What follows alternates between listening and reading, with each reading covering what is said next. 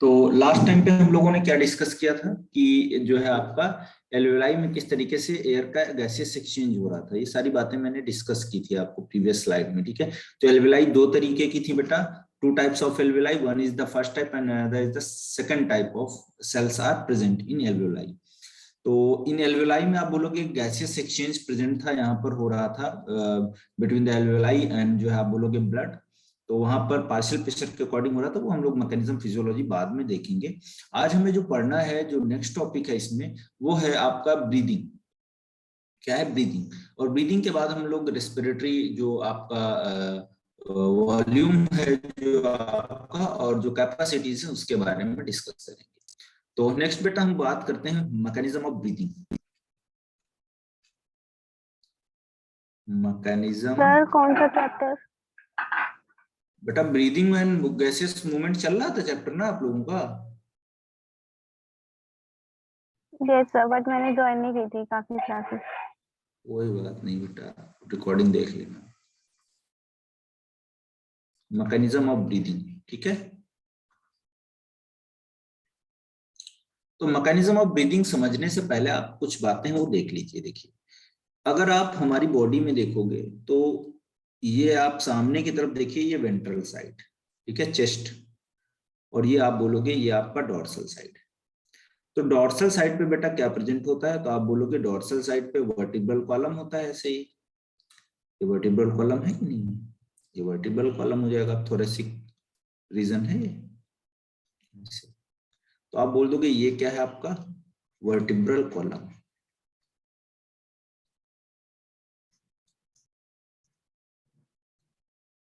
क्या है vertebral column, ठीक है, डॉर्सल साइड। दूसरा देखिए, रिब्स भी तो आ रही होंगी पीछे, तो डॉर्सल साइड पे क्या क्या प्रेजेंट है, वर्टिब्रल कॉलम है, और पीछे से क्या आ रही है, रिब्स,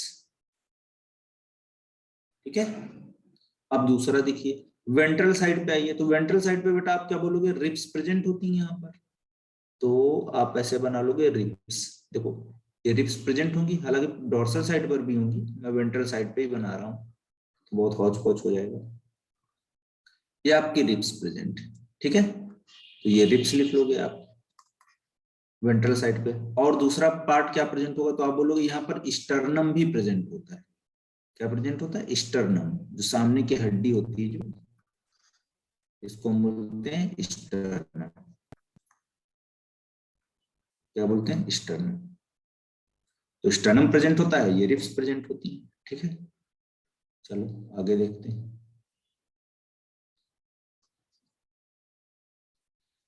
फिर आप बोलोगे इसके केस में जो है कि इनके अंदर जो है आपका ये थोरेसिक कैविटी है, ठीक है, और लेटरल साइड पर भी रिब्स प्रेजेंट होती हैं। तो वेंट्रल साइड पे आपका क्या हो गया, रिब्स और स्टर्नम हो गया। डॉर्सल साइड पे क्या हो गया, आप बोलोगे वर्टिब्रल कॉलम और रिब्स हो गई, ठीक है। और लेटरल साइड पे भी क्या हो जाएगा आपका, रिब्स हो जाएंगी, सराउंड करेंगे। अब देखिए इसमें, यहां पर आप बेटा बोलोगे प्रेजेंट होता है क्या, लंग्स। ये थोरेसिक कैविटी था पूरा, और थोरेसिक कैविटी में क्या प्रेजेंट होता है, लंग्स। तो ये लंग्स का स्ट्रक्चर बना लिया हमने, ये लंग प्रेजेंट है। स्ट्रक्चर बहुत इंपॉर्टेंट है, सब समझ में आना चाहिए आपको। दूसरा देखिए, यहां पर आप बोलोगे इस थोरेसिक कैविटी के नीचे आपको एक मस्कुलर स्ट्रक्चर देखने को मिलता है, जिसको आप क्या बोलते हो, दैट इज नोन एज, क्या बोलते हैं इसको, that is known as diaphragm. Diaphragm. सारा स्ट्रक्चर समझ लेना बेटा, बहुत इंपॉर्टेंट पॉइंट है इसमें, समझ में नहीं आएगा ऐसे। डायाफ्राम, और डायाफ्राम से लगी हुई मसल्स होती हैं, उनको हम बोलते हैं डायाफ्राम मसल्स। ये आप बोलोगे डायाफ्राम मसल्स, मसल्स, या बेटा हम इनको बोलते हैं और फ्रेनिक मसल, फ्रेनिक मसल्स, ठीक है। तो डायाफ्राम मसल्स या फ्रेनिक मसल्स देखने को मिलेगी आप। दूसरा देखिए, ये आप बोलोगे जो आपका रिब्स है, रिब्स देखिए मैं इधर बना रहा हूं, ये हमने मान लिया रिब्स है आपकी, ठीक है, ये ऐसे रिब्स रहती, ये ऐसे, तो आगे की तरफ ये ऐसे स्टर्नम होता है एक बोन, ये ऐसे स्टर्नम लगा होता है ना, सामने की बोन जो होता है उसको स्टर्नम बोलते हैं, ऐसे ही स्ट्रक्चर रहता है। तो ये आपका स्टर्नम हो गया।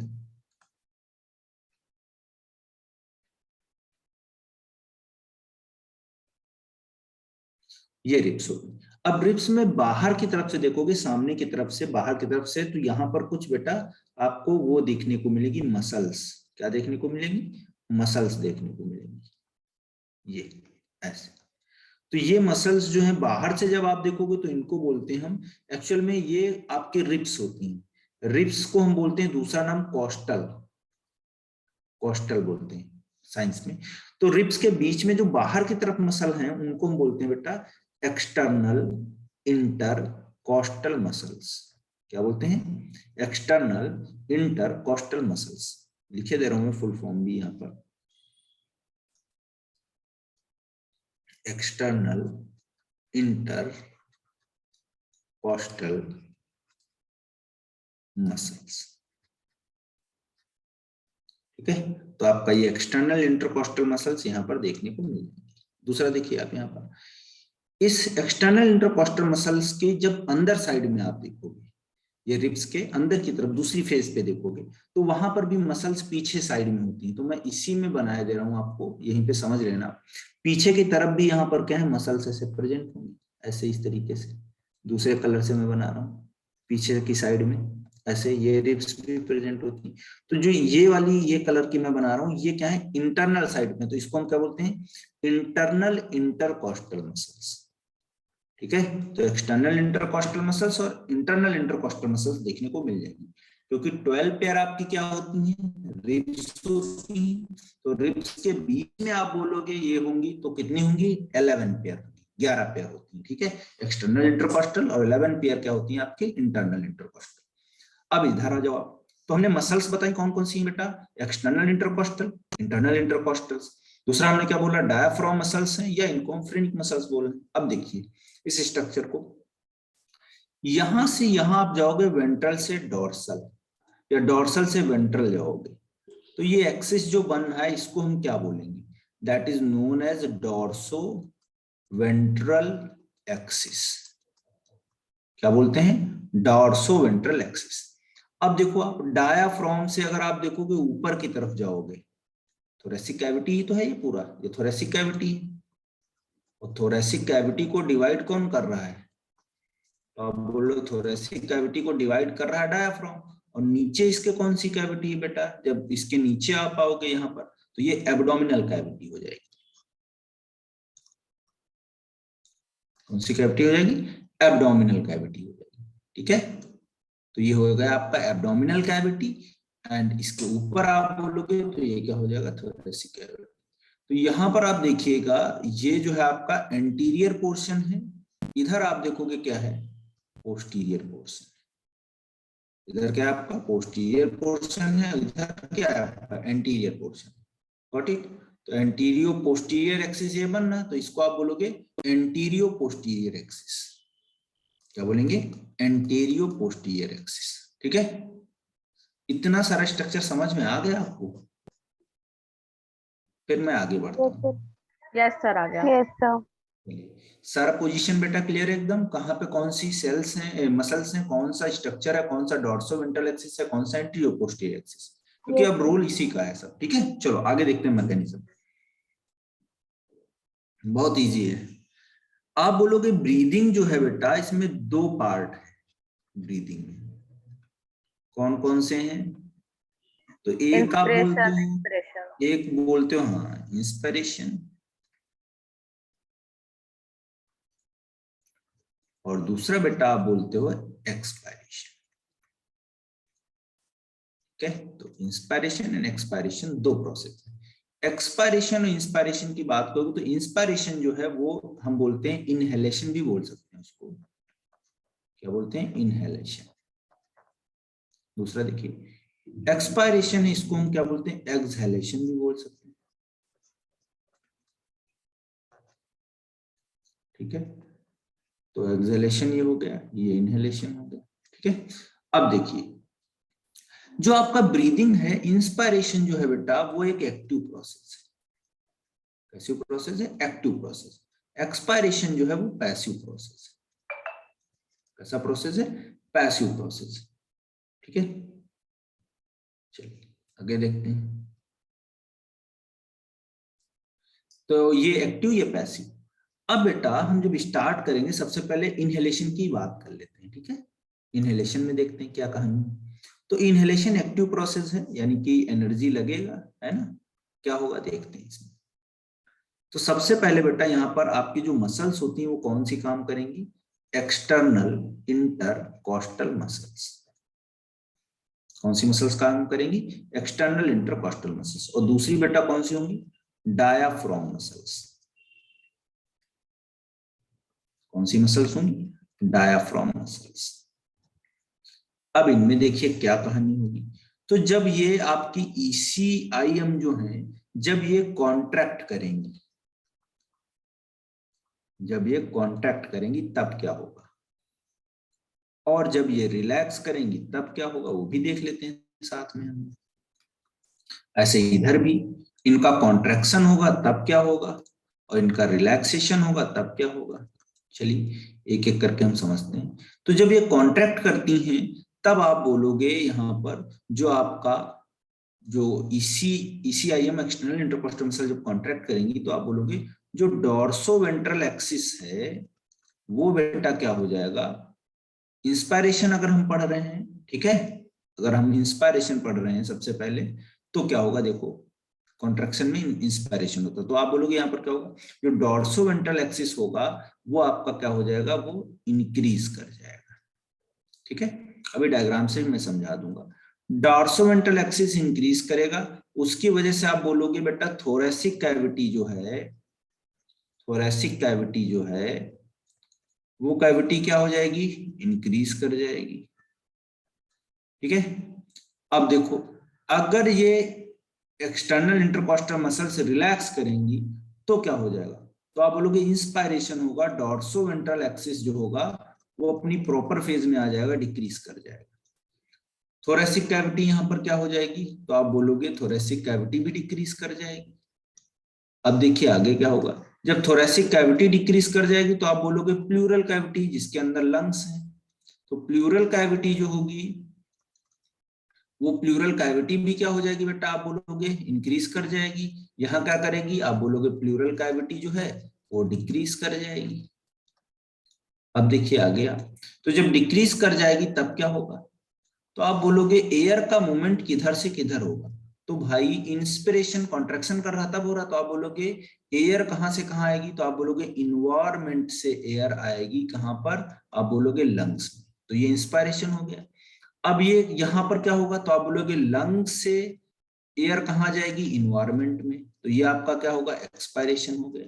अब दूसरा देखिए इधर, इसमें भी जस्ट अपोजिट होगा। तो यहाँ पर डायाफ्राम जो कॉन्ट्रैक्ट करेगा, डायाफ्राम मसल्स जो कॉन्ट्रैक्ट करेगा, डायाफ्राम मसल्स है ना ये पूरा, जब कॉन्ट्रैक्ट करेगा डायाफ्राम मसल्स तो क्या होगा, तो डायाफ्राम मसल्स कॉन्ट्रैक्ट करेगा तो आप बोलोगे एंटीरियो पोस्टीरियर एक्सिस वो बढ़ जाएगा, थोरेसिक कैविटी इंक्रीज कर जाएगी, फिर आप बोलोगे पल्मोनरी कैविटी भी इंक्रीज कर जाएगी, तो आप बोलोगे एयर कहां से कहां आएगा, तो आप बोलोगे इन्वायरमेंट से एयर कहां आएगा, लंग्स की तरफ।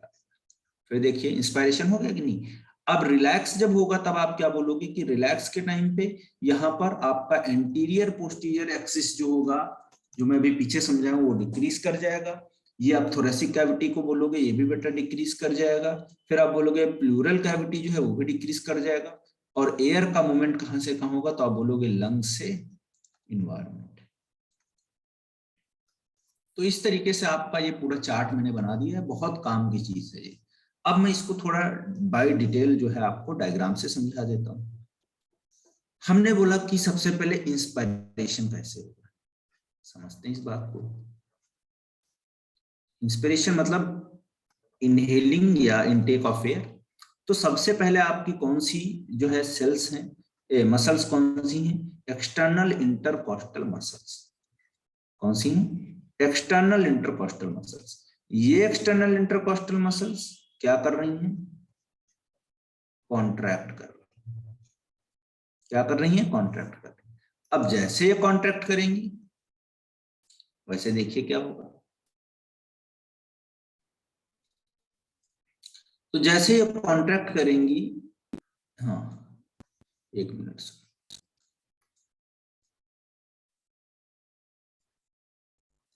ऐसे कर लेते हैं, ECIM।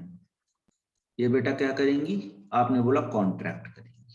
अभी मैं पीछे बता के आया हूं आपको, क्या किया इन्होंने, कॉन्ट्रैक्ट किया।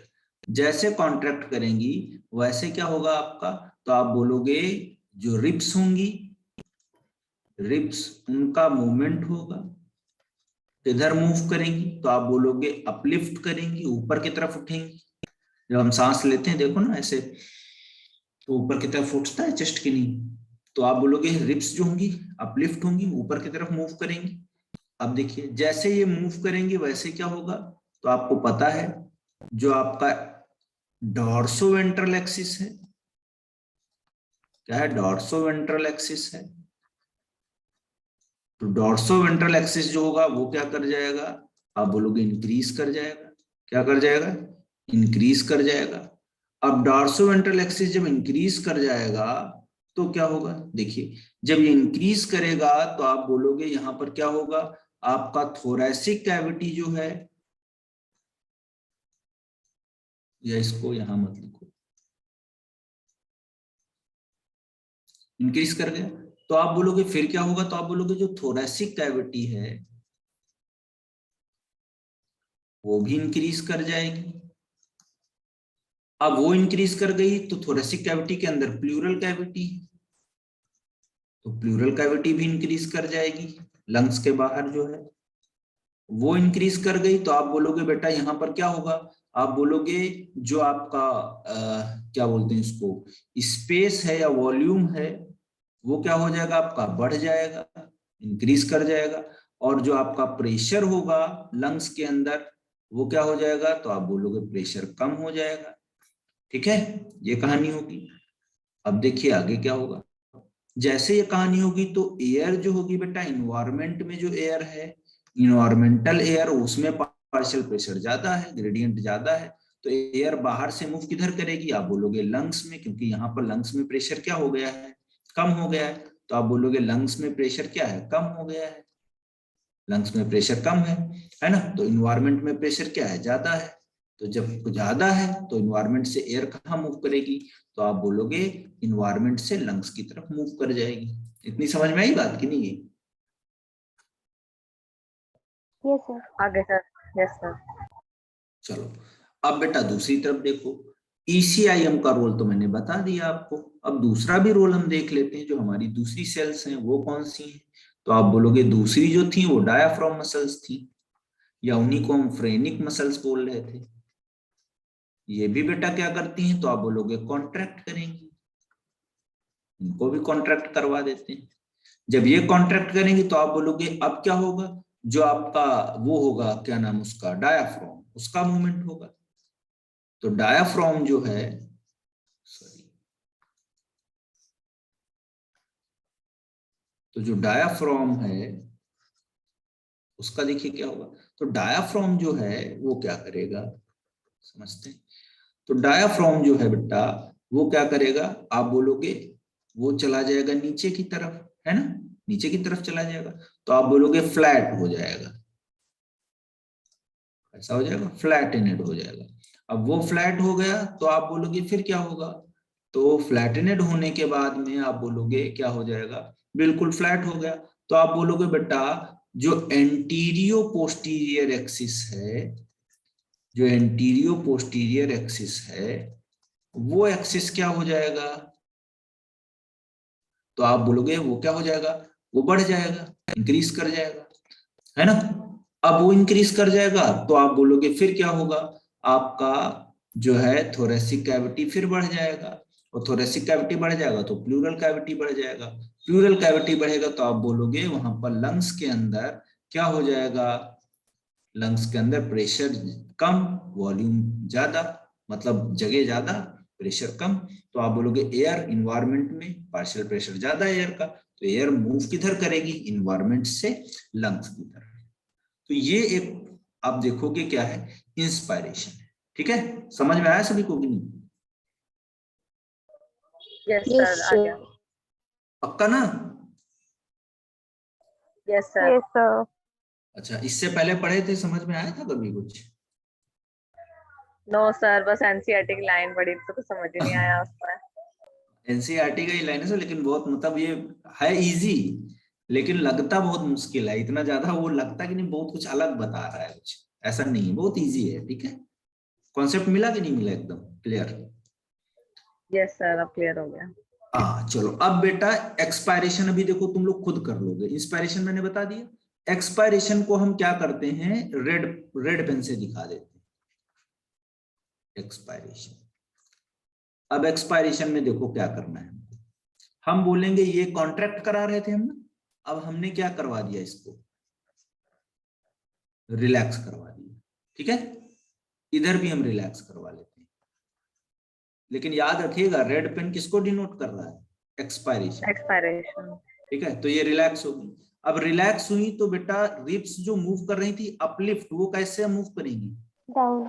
डाउनवर्ड या डाउनवर्ड है ना, या ऐसे इनवर्ट बोल सकते हो, है ना, इनवर्ड। इनवर्ट लिख लेते हैं। ठीक है, इनवर्ट। अब डॉर्सोवेंट्रल एक्सिस पहले बढ़ रहा था, अब क्या होगा, डिक्रीज। डिक्रीज। थोरेसिक कैविटी पहले बढ़ रही थी, अब क्या होगी, डिक्रीज। प्लूरल कैविटी क्या हो जाएगी, डिक्रीज। वॉल्यूम क्या हो जाएगा अब लंग्स के अंदर, वॉल्यूम वॉल्यूम डिक्रीज हो जाएगा, प्रेशर इंक्रीज हो जाएगा। हाँ तो वॉल्यूम को हम वो लिख देंगे डिक्रीज हो रहा है, और प्रेशर को हम क्या लिख देंगे, इंक्रीज हो रहा है। अब लंग्स में प्रेशर ज्यादा, लंग्स में प्रेशर ज्यादा और लंग्स से इन्वायरमेंट का इन्वायरमेंट पार्शियल में प्रेशर इधर कम, जाएगी। तो मूव किधर करेगी ये, लंग्स टू लंग एनवायरमेंट। से एनवायरमेंट में। हाँ तो यहाँ पर लंग्स में हम लिख लेंगे, अब क्या होगा, पार्शियल प्रेशर ज्यादा, और इन्वायरमेंट का पार्शियल प्रेशर क्या है आपका, कम। कम है। हो गया एक्सपायरेशन। तो ये ऊपर वाला इंस्पिरेशन था, ये क्या है, एक्सपायरेशन। समझ में आ गया एकदम, देखो क्लियर। यस सर, सब कुछ अपोजिट हो गया। ठीक है, देख लो एक बार फिर से सही से, आप पीछे देख लो कोई प्रॉब्लम इधर।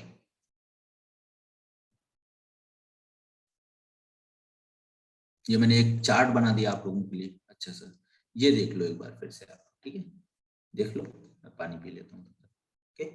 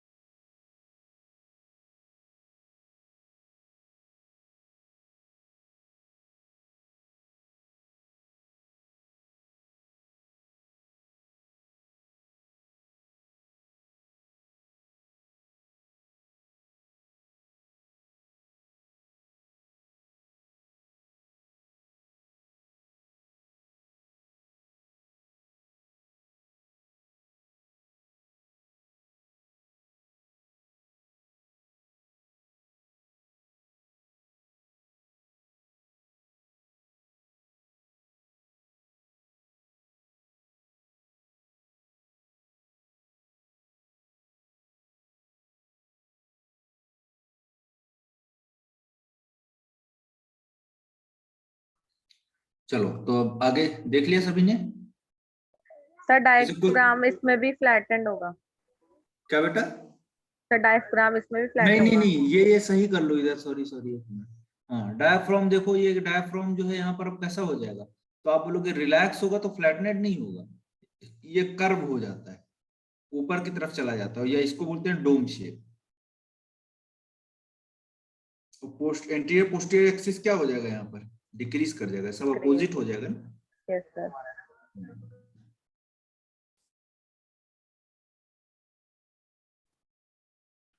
क्लियर है भाई सभी को? Yes sir. चलो अब आगे हम लोग देखेंगे, इसके बाद में हमारा नेक्स्ट टॉपिक जो है, बाकी तो सब क्लियर ही हो गया हमारा। अब आगे हम बोलेंगे रेस्पिरेटरी वॉल्यूम और कैपेसिटीज। ठीक है, उनको देखेंगे, उनको डिस्कस करेंगे, रेस्पिरेटरी वॉल्यूम और कैपेसिटीज क्या होते हैं। चलो नेक्स्ट।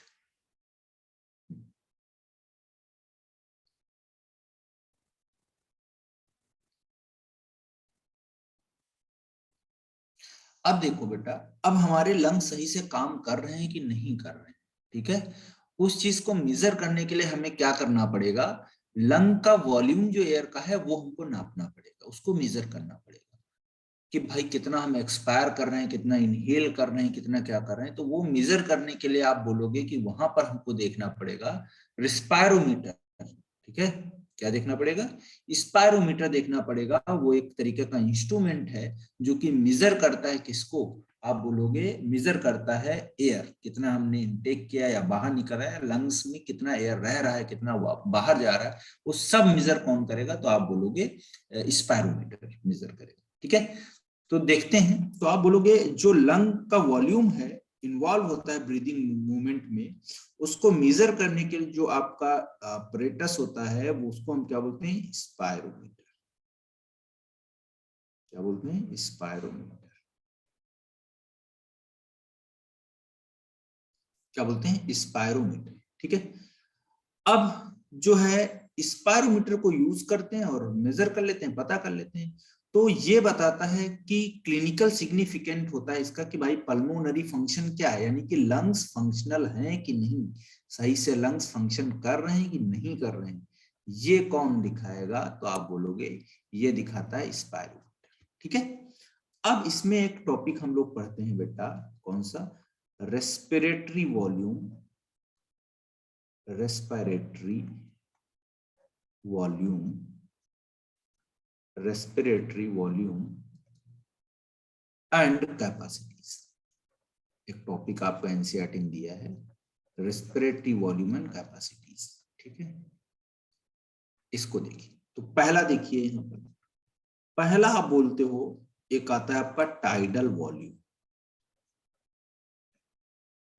टाइडल वॉल्यूम समझते हैं, टाइडल वॉल्यूम को, टाइडल वॉल्यूम आप बोलोगे बेटा नॉर्मल, हम जब नॉर्मल क्या करते हैं हम लोग, जब हम लोग नॉर्मल एक्सपायरेशन, नॉर्मल एक्सपायरेशन या आप बोलोगे इंस्पायरेशन, तो नॉर्मल एक्सपिरेशन या इंस्पिरेशन करते हैं तो उसमें कितना एयर हमने इनहेल किया, नॉर्मल कंडीशन में कितना एयर हमने इनहेल किया या कितना एयर हमने एक्सहेल किया, बाहर निकाला, उस अमाउंट को हम बोलते हैं टाइडल वॉल्यूम। और ये बेटा टीवी से डिनोट करते हैं और ये लगभग होता है 500 ml। कितना होता है, 500 ml। अब आपसे कोई पूछता है कि ये तो भाई 500 ml एक बार में करते हो, अगर 1 मिनट में पूछे तो कितना हो जाएगा, 1 मिनट में क्या हो जाएगा, तो आप बोलोगे कि 500 ml इंटू, क्योंकि हम कितनी बार, 12 से 16 बार जो आपका रेस्पिरेटरी रेट होता है या ब्रीदिंग रेट होता है उसको बोलते हैं, 12 से 16 बार हम ब्रीथ करते हैं, ठीक है, रेस्पिरेशन करते हैं। तो इसको मल्टीपल कर दोगे तो आपका नियर अबाउट आ जाएगा 6000 से कितना, तो आप बोलोगे 8000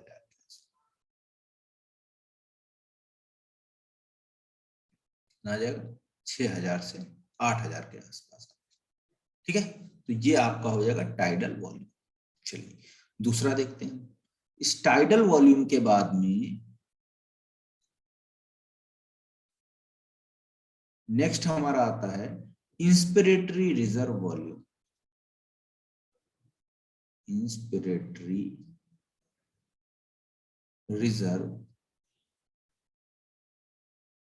वॉल्यूम।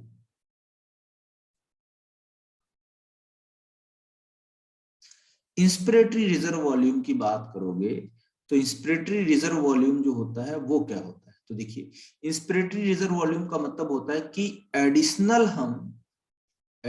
हम कितना नॉर्मल ब्रीदिंग जो ले रहे हैं, जैसे ऐसे लिया हमने नॉर्मल, लेकिन कस के लिया, तो आप बोलोगे इंस्पिरेटरी रिजर्व, यानी additional volume of air inhaled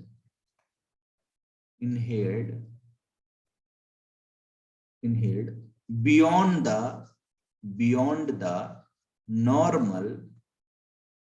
the normal inspiration, normal से भी ज्यादा, तो उसको आप बोलते हो IRV, इंस्पिरेटरी रिजर्व वॉल्यूम। इसका बेटा आप बोलोगे कितना अमाउंट कितना होता है इंस्पिरेटरी रिजर्व वॉल्यूम का, तो ये करीब करीब 2500 टू 3000 ml के आसपास होता है। ठीक है, कितना होता है 2500 टू 3000 ml के आसपास होता है। फिर देखिए सी, इंस्पिरेटरी रिजर्व वॉल्यूम के बाद IRV के बाद में आप पढ़ते हो एक्सपायरेटरी रिजर्व वॉल्यूम। क्या बोलते हैं, एक्सपिरेटरी रिजर्व वॉल्यूम। ये एक्सपिरेटरी रिजर्व वॉल्यूम जो है बेटा, इसको बोलते हैं ERV। क्या बोलते हैं, ERV। ये कितना होता है, तो आप बोलोगे इसमें हम एडिशनल वॉल्यूम ऑफ एयर क्या करते हैं, वो क्या करते हैं, एक्सेल कर देते हैं, बाहर निकाल देते हैं, beyond the normal inspiration. Normal inspiration से बियॉन्ड हम निकाल देते हैं, उसको बोलते हैं ERV। अब इसमें देखिए आप, यहां पर आप बोलोगे कितना है, तो आप बोलोगे ये आपका हो जाएगा लगभग करीब करीब 1100 या 1000 से 1100 ml। ठीक है, तो 1100 मोटा मोटा हम लोग ले लेते हैं, 1100 ml के आसपास में। ठीक है, अप्रॉक्स एक्सपिरेटरी रिजर्व वॉल्यूम। ठीक है, अब नेक्स्ट देखिए, इसके बाद चौथे नंबर पे हम पढ़ते हैं आपका रेजिडुअल वॉल्यूम या फंक्शनल रेजिडुअल वॉल्यूम। ठीक है, दो होते हैं, तो एक हम पढ़ते हैं residual volume. Residual volume, residual volume क्या होता है, तो देखिए रेजिडुअल वॉल्यूम आप बोलोगे volume of air, volume of air remaining, volume of air remaining in the lungs. ठीक है, तो लंग्स में जो रह जाता है एयर आफ्टर फोर्सफुल क्या, फोर्सफुल एक्सहेलेशन या एक्सपायरेशन। तो एक्सपायरेशन करने के बाद भी लंग्स में जो वॉल्यूम बच जाता है उसको रेजिडुअल वॉल्यूम बोलते हैं। और ये बेटा RV से डिनोट करते हैं, और RV हमारा कितना होता है, लगभग 1200 ml के आसपास। कितना होता है, 1200 ml के आसपास। पांचवा देखते हैं इसके बाद, आप बोलोगे कि यहाँ पर अच्छा ये वॉल्यूम अगर नहीं रहेगा तो लंग्स जो है कोलैप्स कर जाएंगे एल्वेलाई। पांचवा देखते हैं हम लोग इसके बाद में आपका फंक्शन जो है, हाँ ये इतने वॉल्यूम आपके हो गए, वॉल्यूम कंप्लीट हो गया। अब इसके बाद कैपेसिटीज हम पढ़ेंगे। ठीक है, अगर वॉल्यूम को हम आपस में जोड़ देंगे तो जो आपका जो मिलेगा उसको हम कैपेसिटीज बोलते हैं। ठीक है, तो इसमें बेटा रेजिडुअल वॉल्यूम के साथ में अब एक ग्राफ हम प्लॉट कर लेते हैं, क्योंकि समझने के लिए बहुत इंपॉर्टेंट है। ठीक है, हाँ एक मिनट,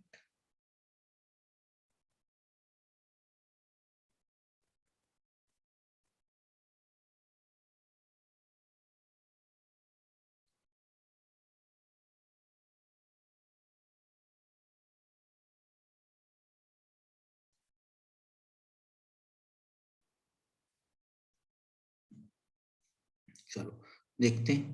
तो हम ऐसे ग्राफ प्लॉट कर लेंगे, एक लाइन खींच रहे हैं, सीधी तो नहीं खींचेगी। ठीक है, यहाँ पर ऐसे,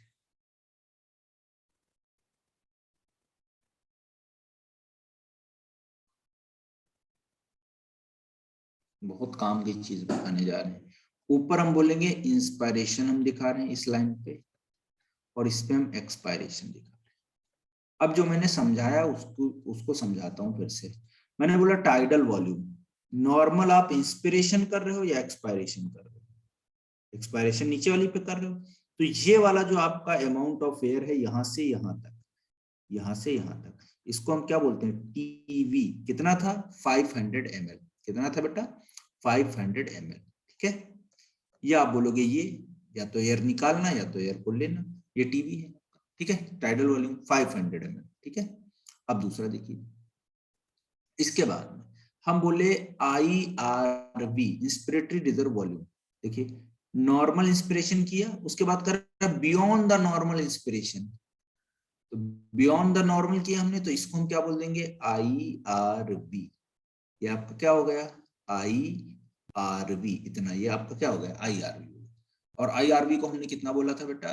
तो 2500 से 3000 के आसपास बोला था हमने। कितना बोला था? 25 से समझ में आ रहा है ना बेटा? यस सर आ रहा है। हाँ, तो 2500 से 3000 के आसपास हमने देखा था, 2500 to 3000। अब इसके बाद हमने बोला था ERV, नॉर्मल एक्सपायरेशन किया हमने, इतना निकाला 500 ml, उससे बियॉन्ड द लिमिट हम चले जाएं फोर्सफुल एक्सपायरेशन करने के बाद। तो यहां पर आप बात करोगे, ये आपका क्या है? That is known as ERV। अब देखिए, यहां तक लंग को लाया हूं मैं, अब यहां पर आइए आप नीचे।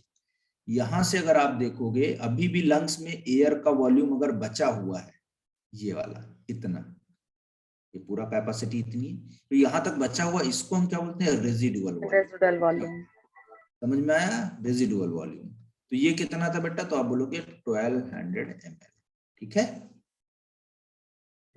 Yes sir. अब देखो बेटा, दूसरा टॉपिक स्टार्ट हो रहा है। इसी में आपसे बोलता है इंस्पिरेटरी कैपेसिटी। बोलता है कि इंस्पिरेटरी कैपेसिटी को हम आईसी से दिखाते हैं। किससे दिखाते हैं? आईसी से दिखाते हैं। और इंस्पिरेटरी कैपेसिटी वो कैपेसिटी होती है जिसमें हम क्या बोलते हैं? टीवी प्लस आईआरवी को आप जोड़ दो। ठीक है? मतलब क्या हुआ कि टोटल वॉल्यूम ऑफ एयर जो एक पर्सन जो है क्या कर सकता है? इंस्पायर कर सकता है आफ्टर नॉर्मल एक्सपायरेशन। हमने नॉर्मल एक्सपायरेशन कर दिया, एयर छोड़ दिया ऐसे, उसके बाद मैक्सिमम कितना एयर हम ले गए। ठीक है? वही एनसीईआरटी बोलता है कि total volume of air a person can inspire after normal expiration, तो उसको हम बोलते हैं इंस्पिरेटरी कैपेसिटी आईसी। आईसी को बेटा हम डिनोट करा देते हैं किससे? तो मैं दूसरे पेन से दिखा देता हूं आपको। आईसी हमारा जो होता है वो आपका हो जाएगा ये, आईसी हमारा ये हो जाएगा। आईसी का मतलब क्या हुआ कि आपका कितना हुआ आईसी बेटा? बोलो। आईसी का मतलब हुआ आपका 500 ml प्लस प्लस टू कितना? 25 टू 3000। 3000। तो कितना बेटा आ जाएगा ये? आंसर कितना आ जाएगा इसमें? 3000 to 305 3500। हाँ ठीक है, ठीक है। आ गया आईसी कि नहीं? समझ में आया कि नहीं? बोलिए। आईसी क्या है? यस सर वो आईसी एक बार फिर से वॉल्यूम, बता दो। आईसी वॉल्यूम वो वॉल्यूम है जिसमें हम एक नॉर्मल एक्सपायरेशन करने के बाद कितना मैक्सिमम एयर ले सकते हैं अंदर। तो TV plus IRV is equal to क्या हो जाएगा हमारा? आईसी। तो देखो ये हमने बताया नहीं आईसी, ये देखो आपका यहां तक क्या है आपका? ये आपका आईआरबी है। ये आपका क्या है? यहाँ पर आप देखोगे तो इसको आप क्या बोलोगे? इतना टीवी है। तो टीवी और आईआरबी मिलके क्या बना रहे हैं? ये देखिए आप क्या बना रहे ओके हैं? सर। Inspiratory capacity. समझ में आया? Yes sir. अब ऐसे ही हम बेटा दूसरा देख लेते हैं। दूसरा हम क्या देखेंगे? ईसी। ईसी को समझते हैं। तो ईसी देखिए क्या होता है, इसको ऐसे बना लेंगे। अब ईसी देखो, ईसी का मतलब क्या हुआ? तो ईसी को हम ऐसे दिखा लेते हैं व्हाइट वाले से। अब इसमें देखो, उसमें ये था, इसमें जस्ट अपोजिट हो जाएगा। क्या हो जाएगा? तो आप बोलोगे टीवी प्लस आपका क्या है? ईआरवी। मतलब एक नॉर्मल इंस्पिरेशन के बाद में हम कितना आपका एयर रिमूव कर सकते हैं, उसको हम क्या बोलेंगे? ईसी बोलेंगे। तो देखो ये बेटा आपका क्या हो गया? व्हाइट से जो मैं लिख रहा हूँ ईसी, तो मैं यहां पर इसको एक्सप्लेन कर दे रहा हूँ। ईसी इज इक्वल टू कितना हो जाएगा? आप बताओ आप। 500 प्लस प्लस कितना था? 1100। हाँ 1100। 1100। तो बेटा कितना हो जाएगा? लगभग 1500 से 1600 हो जाएगा कि नहीं हो जाएगा? Yes sir. है ना? ml। तो ये आपका ईसी हो गया। कितना इजी एकदम। ठीक है? तो ईसी हमारा क्या इंस्पिरेटरी कैपेसिटी है? Total volume of air a person can expire after a normal inspiration. ठीक है? कितना एक नॉर्मल इंस्पिरेशन के बाद में अमाउंट ऑफ एयर बाहर निकाल सकता है, उसको हम क्या बोलते हैं? EC, inspiratory capacity. चलो आगे देखते हैं। इसके बाद में आप बोलोगे कि यहां पर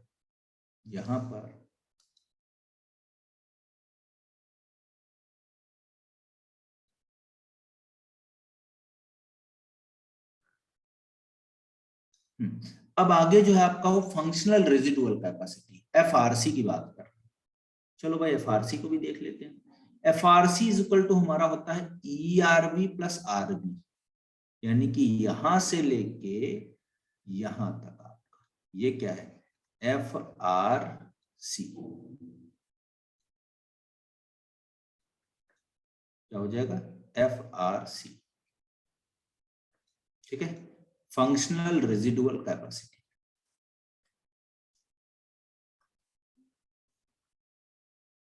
वो वॉल्यूम ऑफ एयर जिसपे क्या करता है लंग्स काम करता है, ठीक है, उसको हम बोलते हैं क्या आपका that is known as functional residual capacity.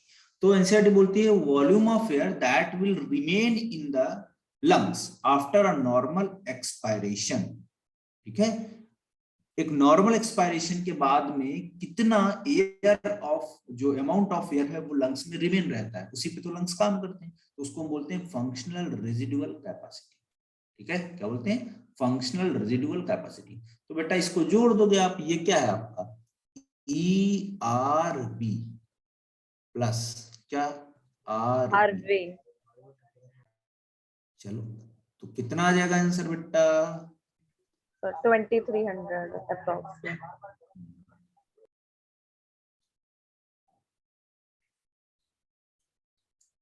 ठीक है, तो जोड़ लेना आप, उसी हिसाब से अप्रॉक्स के आसपास आ जाता है, रिजिड मत रहना, है ना। अब दूसरा देखते हैं, इसके बाद आता है वाइटल कैपेसिटी। क्या पूछता है वाइटल कैपेसिटी। वाइटल कैपेसिटी क्या होता है उसको देखते हैं।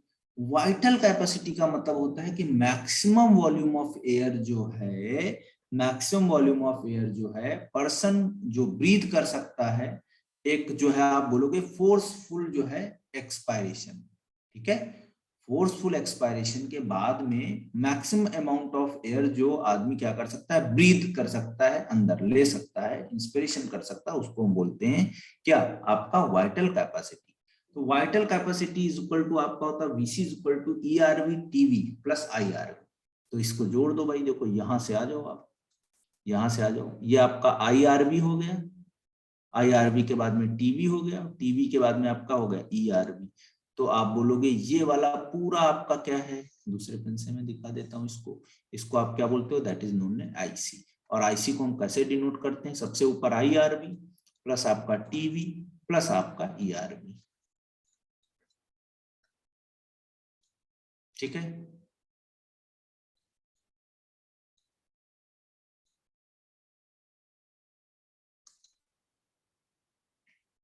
ठीक है, ओ सॉरी वीसी, वीसी कर लो इसको, ठीक है,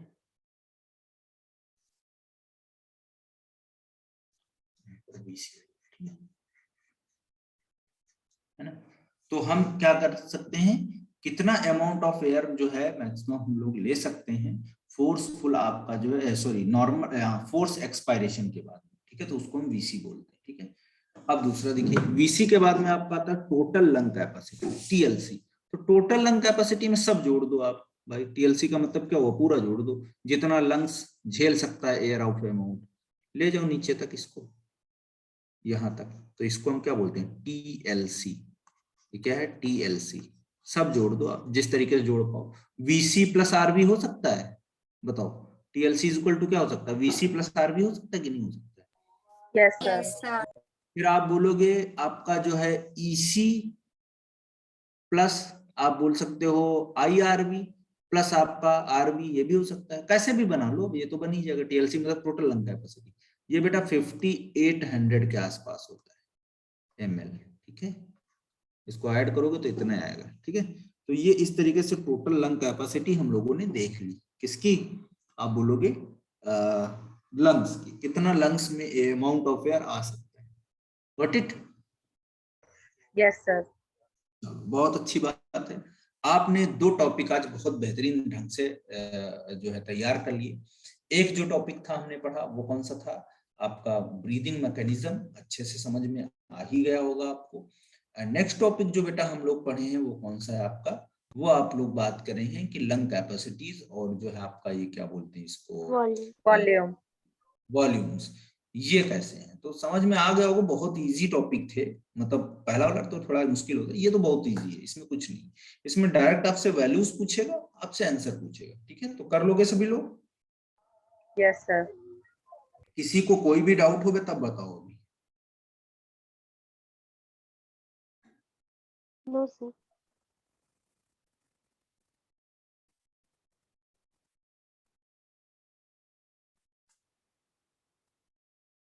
बोलो भाई, किसी को कोई दिक्कत हो अभी बता दो, अभी मैं बता दूंगा, कोई प्रॉब्लम नहीं है ऐसा।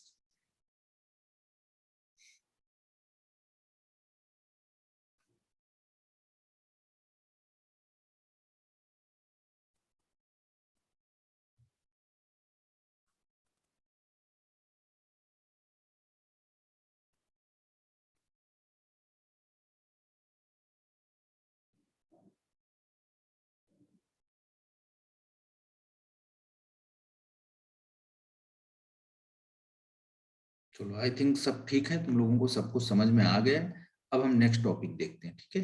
चलो, बहुत अच्छी बात है, क्लियर है सभी को।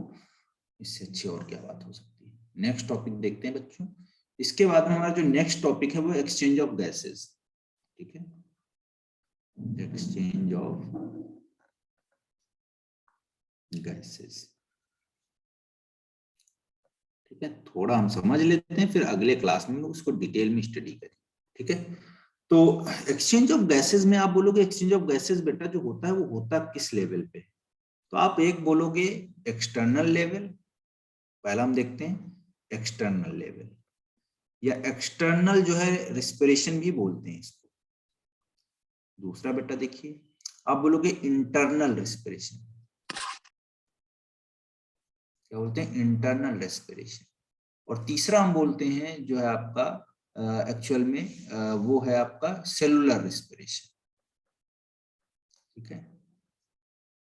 तो दो जगह पे तो आपका गैसेस एक्सचेंज होता है ये, ठीक है। ये आपका ऐसे ऐसे हम बनाते हैं।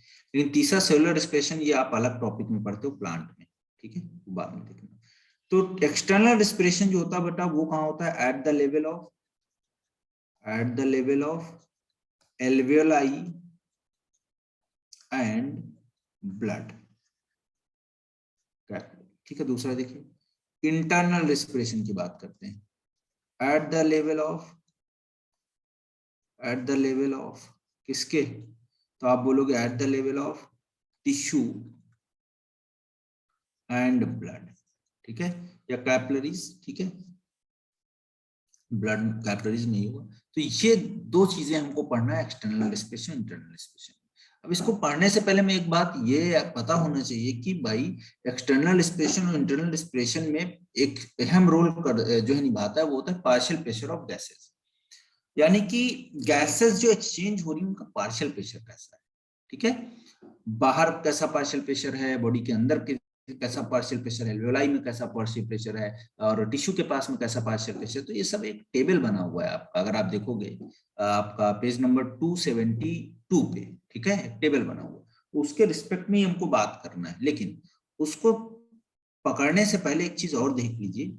यहाँ पर आप बोलोगे जो आपका क्या बोल सकते हो, डिफ्यूजन मेम्ब्रेन है वो क्या है? डिफ्यूजन मेम्ब्रेन, ये भी जरूरी है, ये आपको पता होना चाहिए कि डिफ्यूजन मेम्ब्रेन क्या है। देखिए, डिफ्यूजन मेम्ब्रेन में आप बोलोगे यहाँ पर इस तरीके से, एल्वेलाई ये हमने बनाया। एल्वेलाई में बेटा आपको पता है ये सेल्स प्रेजेंट है, इनको बोलते हैं स्क्वामस एपिथेलियल सेल्स। तो पहला एल्वेलाई का लेयर है जिसके पास क्या है, ये देखिए, आप बोलोगे स्क्वामस एपिथेलियल लेयर। कौन सा स्ट्रक्चर है? स्क्वामस एपिथेलियल लेयर है। दूसरा देखिए, इसके बाद में जब बाहर की तरफ आप आओगे तो यहां पर इसमें बेसमेंट मेम्ब्रेन प्रेजेंट होता है।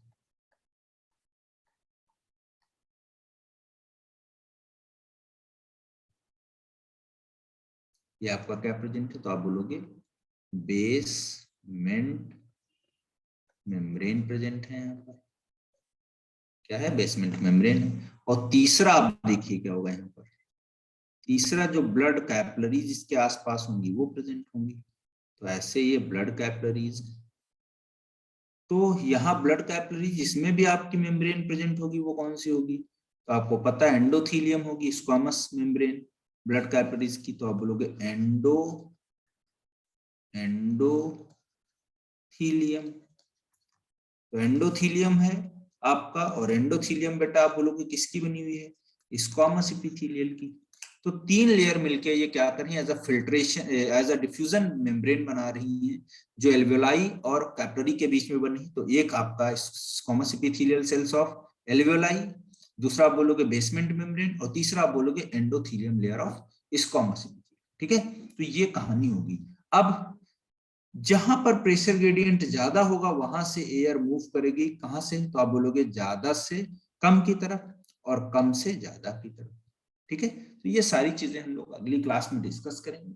आज के लिए यहीं तक रखते हैं, मिलते हैं नेक्स्ट क्लास में। धन्यवाद।